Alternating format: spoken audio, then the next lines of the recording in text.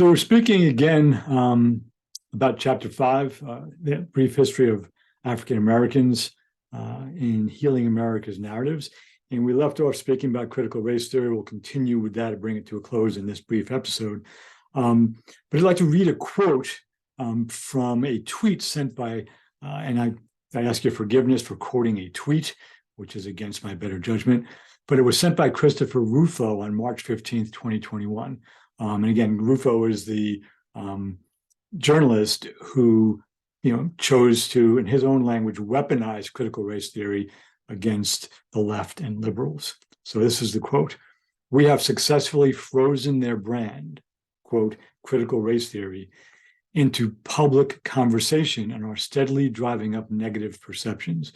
We will eventually turn it toxic as we put all of the various cultural insanities under that brand category."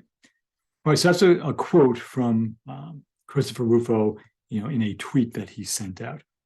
Now, one of the more publicly well-known tenets of critical race theory is a concept called intersectionality, which was coined by a law professor and researcher, Kimberly Crenshaw. And in her work on this topic, when she first identified intersectionality, she used several examples from actual case studies, and one was a manufacturing company where African-American women charged that they were discriminated against.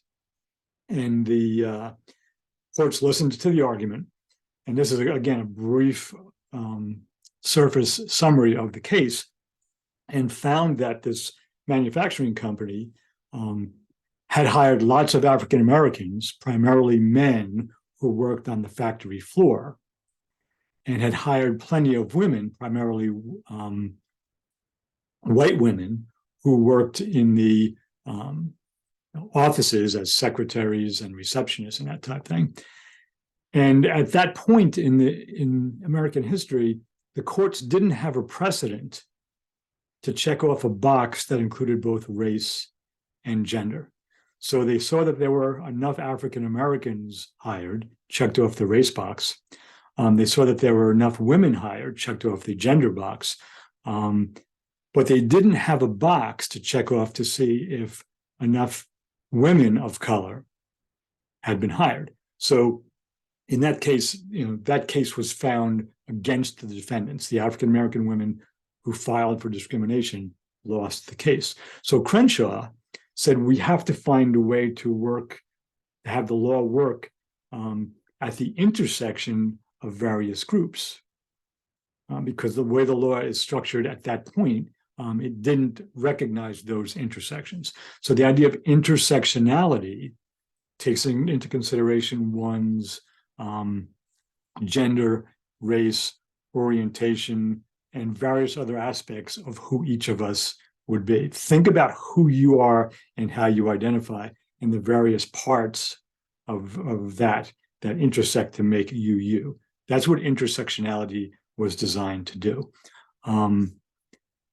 As with any legitimate and good idea, it was then turned around, and I would say, in my language, be abused by some well-intentioned people who thought it was a great idea but didn't really understand, one, what it was designed to do, and two, they didn't really have the skill set to try to put it into practice.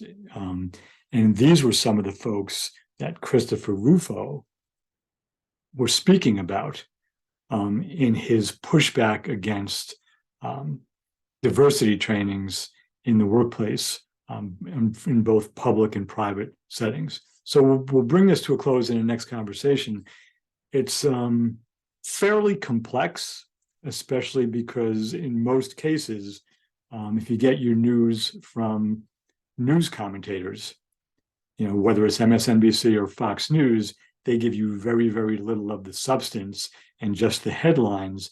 And often they're speaking from their own misunderstandings about what's at stake and what the topics really are about.